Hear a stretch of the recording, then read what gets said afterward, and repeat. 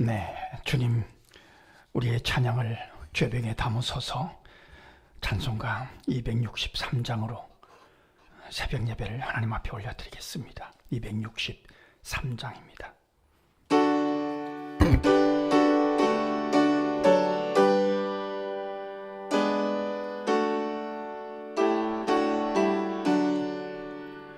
이 세상 험하고 나 비록 약하나 늘 기도 힘쓰며 큰 권능 얻겠네.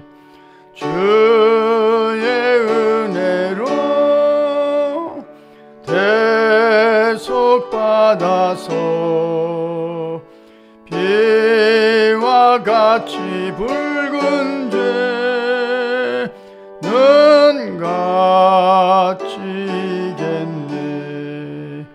주님의 권능은 한없이 크오니 돌 같은 내 마음 곧 녹여주소서. 주의 은혜로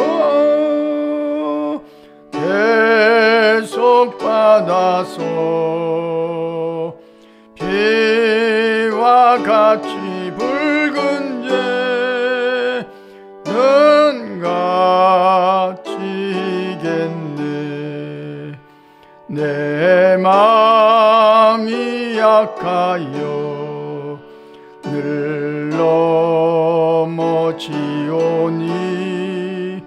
주 예수 힘주사 굳세게 하소서. 주의 은혜로 대속받아서 비와 같이 붉은 죄는 갇히겠네. 죄사함 받은 후 새 사람 되어서 주 앞에 서는 날 늘 찬송하겠네. 주의 은혜로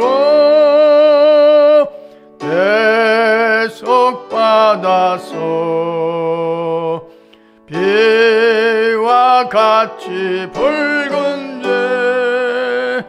죄는 갇히겠네.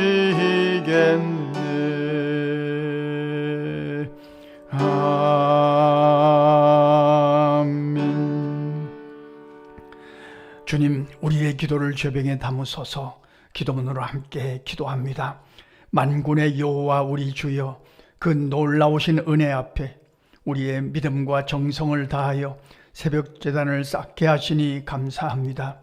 우리는 비록 약하지만 주님을 사모하면서 기도함으로 큰 권능을 얻을 줄 믿고 새벽을 살게 하시니 무한 감사하나이다. 오늘도 주님의 권능으로 돌같은 내 마음을 녹여주실 줄 믿습니다. 연약해서 잘 넘어지는 자들입니다. 오늘도 새 힘을 부어주셔서 우리의 믿음의 심지가 견고해지게 하옵소서. 아브라함처럼 여기서 기도하지만 거기서 구원의 역사를 베풀어 주옵소서. 한나처럼 기도할 때 자녀손들의 믿음을 지켜주셔서 거룩한 백성으로 이 세상을 살아가게 하옵소서. 느헤미야처럼 나라와 민족을 위하여 기도하며 세우신 한국 교회를 위하여 기도할 때 주님의 마음에 합당한 나라가 되고 교회들이 되기를 강청하나이다. 다니엘처럼 뜻을 정해놓고 기도하는 거룩한 무리들이 많아지기를 소원합니다. 하박국 선지자가 기도한 것처럼 속히 떨어진 믿음들을 회복시켜 주시며 진노 중이라도 긍휼을 베풀어 주시옵소서.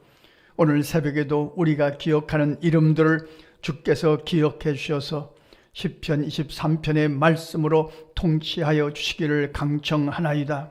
내일 드려지는 주일 예배를 위하여 기도합니다. 우리의 연약함을 돕기 위해 우리 곁에 와 계신 성령이여, 바람처럼 불처럼 역사하셔서 남은 자들과 남은 어린이들, 남은 학생들과 남은 청년들을 강권하셔서 사모하는 마음으로 주님을 경배하게 하시며 그 마음에 주님을 영접해서 구원받은 구원의 방주로 이곳을 사용하여 주옵소서. 집 나간 당자들이 회개하고 돌아와서 자녀됨을 회복하는 아버지의 집으로 이곳을 써 주옵소서. 주께서 택하신 백성들과 믿기로 작정된 자들이 주를 경배하다가 은혜 받고 그 영혼이 소생되는 축복의 현장으로 이곳을 지정해 주옵소서. 우리가 찬양하고 기도할 때 하늘의 문을 여시고 한량없는 은혜를 부어 주옵소서. 우리가 말씀을 청종할 때 그 말씀이 지팡이가 되고 막대기가 되기를 소원합니다.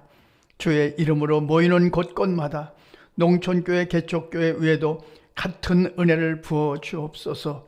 선교사님들이 사역 현장에도, 어려운 이웃들이 드리는 예배 중에도, 저 북한 땅에서 은밀하게 주를 사모하는 성도들의 마음 성전에도 동일한 은혜로 채워 주옵소서. 하나님을 사랑하는 자, 곧 그의 뜻대로 부르심을 입은 자들에게는 모든 것이 합력하여 선을 이루어 주일 줄 믿습니다. 우리의 기도를 좋아하시는 예수님의 이름으로 기도합니다. 아멘. 하나님의 말씀 요한복음 5장 1절로 15절 말씀 함께 읽겠습니다. 그 후에 유대인의 명절이 되어 예수께서 예루살렘에 올라가시니라. 예루살렘에 있는 양문 곁에 히브리 말로 베데스다 하는 못이 있는데 거기 행각 5이 있고 그 안에 많은 병자, 맹인, 다리 저는 사람, 혈기 마른 사람들이 누워 물의 움직임을 기다리니 이는 천사가 가끔 못에 내려와 물을 움직이게 하는데 움직인 후에 먼저 들어가는 자는 어떤 병에 걸렸든지 낫게 되미려라. 거기 38해 된 병자가 있더라. 예수께서 그 누운 것을 보시고 병이 벌써 오래된 줄 아시고 이르시되 내가 낫고자 하느냐. 병자가 대답하되 주여 물이 움직일 때 나를 못에 넣어주는 사람이 없어 내가 가는 동안에 다른 사람이 먼저 내려가나이다. 예수께서 이르시되 일어나 내 자리를 들고 걸어가라 하시니 그 사람이 곧 나아서 자리를 들고 걸어가니라. 이날은 안식일이니 유대인들이 병 나은 사람에게 이르되 안식일인데 네가 자리를 들고 가는 것이 옳지 아니하니라. 대답하되 나를 낫게 한 그가 자리를 들고 걸어가라 하더라 하니 그들이 묻되 너에게 자리를 들고 걸어가라 한 사람이 누구냐 하되 고침을 받은 사람은 그가 누구인지 알지 못하니 이는 거기 사람이 많음으로 예수께서 이미 피하셨음이라. 그 후에 예수께서 성전에서 그 사람을 만나 이르시되 보라 네가 나았으니 더 심한 것이 생기지 않게 다시는 죄를 범하지 말라 하시니 그 사람이 유대인들에게 가서 자기를 고치는 예수라 하니라. 아멘. 오늘 말씀이 중요한 것은 예수님의 마음이 어느 쪽으로 흐르고 있는지, 예수님의 방향이, 예수님의 마음이 가는 방향이 어느 쪽인지를 아주 명확하게 설명해 주시는 말씀이기 때문입니다. 우리는 명절이 되면 고향을 찾지만 이스라엘 백성들은 명절이 되면 성전으로 모두가 모였습니다. 하나님 앞에 모이는 거죠. 거기 모여서 서로 즐거워하고 축하하고 감사하고 기뻐하고 예배하고 그런 것이 그들의 명절이었습니다. 그런데 이 명절에, 모두가 기뻐하는 명절에 주님은 38년 된 병자를 찾아가셨습니다. 이 사건이 우리에게 말씀하시는 것이 굉장히 중요합니다. 그러니까 예수님의 마음이 어느 쪽으로, 어느 방향으로 흐르고 있는가, 예수님의 마음이 가는 방향과 우리의 가는 방향이 같아야지. 만약 예수님의 방향은 이쪽인데 우리는 저쪽으로 간다고 하면 이게 헛수고 하는 거 아닙니까? 마태복음 7장에도 그날에 그리스도의 날입니다. 어떤 이들이 와서 우리가 주의 이름으로 선지자 노릇하며 귀신을 쫓아내며 권능을 행했습니다. 그렇게 얘기하니까 주님께서 나는 너희를 도무지 모른다. 불법을 행한 자들아. 그렇게 책망하시고 쫓아버리셨어요. 왜 그러셨느냐? 주님이 원하시는 방향으로 가지 않았던 겁니다. 자기의 명예, 자기의 욕심, 사람들의 기억으로 살아갔던 겁니다. 마태복음 25장에서도 우리가 잘 아시는 말씀처럼 왼편에 있는 이들에게 주님이 마지막 날입니다. 마지막 때에 너희는 내가 줄일 때 마실 것을 주지 않았다. 목마를 때 먹을 것도 주지 않았다. 병들었을 때 돌아보지 않았다. 그러니까 왼편에 있는 자들이 언제요? 그럴 리가 없습니다. 그러니까 주님이 그렇게 말씀하셨죠. 유명한 말씀이죠. 지극히 작은 자 하나에게 하지 않은 것이 내게 하지 않은 것이다. 방향이 다른 겁니다. 주님이 하나님이 원하시는 방향이 이쪽인데 이들은 저쪽으로 자기를 위해서 자기의 명예를 위해서 살아갔던 거죠. 그러니까 우리가 평생 신앙생활을 합니다. 예수를 믿고 하나님의 사람으로 살아가는데 늘 기억할 것입니다. 하나님의 마음은 어느 쪽으로 가고 계실까? 하나님의 마음은 어느 방향일까?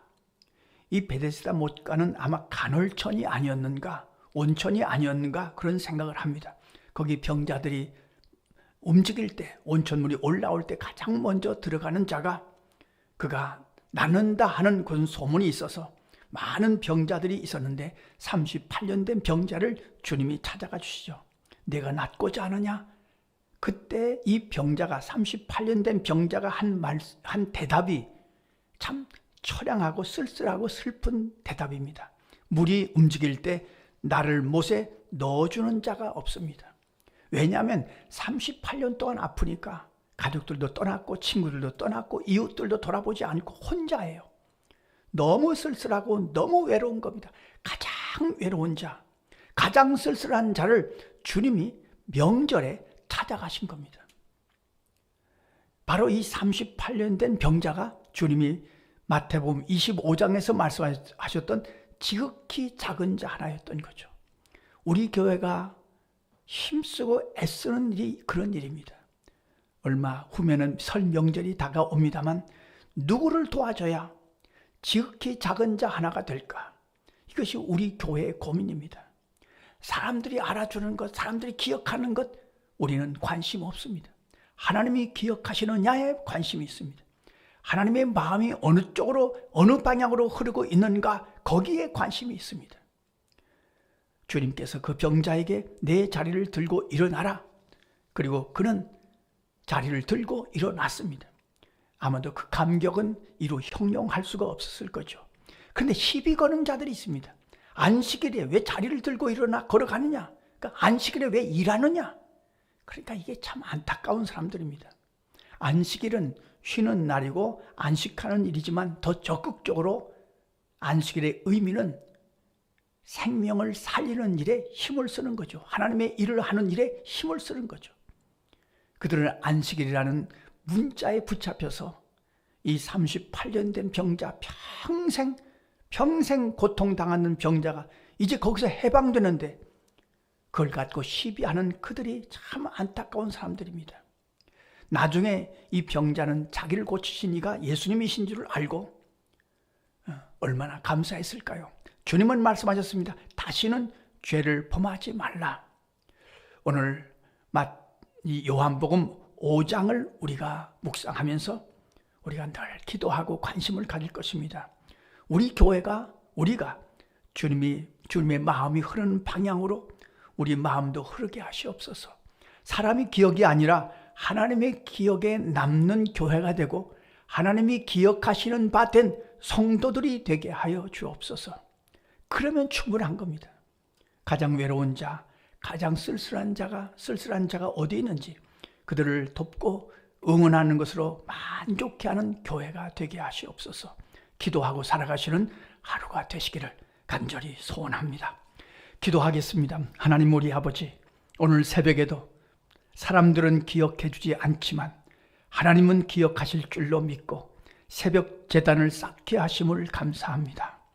우리의 기도를 하나님이 기억하신 바 되어서 주님의 인도하심을 받는 오늘 하루가 되게 하여 주시며, 또 우리가 기도할 때 시편 23편이 우리의 삶 속에서 설명되는 토요일 하루가 되게 하여 주옵소서. 우리 교회가 돕고 있는 지극히 작은 자 하나가 주님 앞에 가져갈 이야기가 되게 하여 주시고, 하나님의 기억에 남는 수고가 될 수 있도록 인도하여 주옵소서. 내일 주일 예배를 위하여 기도할 수 있는 특권을 주셔서 감사합니다. 주님, 원하옵기는 우리의 기도가 하나님이 기억하신 바 된 기도가 되어서 우리의 기도의 응답으로 내일 주일 예배를 주님 앞에 드릴 수 있도록 인도하여 주옵소서. 예수님의 이름으로 기도하옵나이다. 아멘. 주님 가르쳐주신 기도입니다. 하늘에 계신 우리 아버지, 아버지의 이름을 거룩하게 하시며 아버지의 나라가 오게 하시며 아버지의 뜻이 하늘에서와 같이 땅에서도 이루어지게 하소서.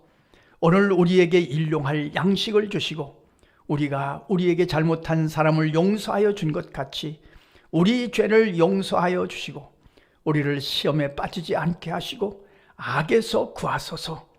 나라와 권능과 영광이 영원히 아버지의 것입니다. 아멘. 자유롭게 하시겠습니다.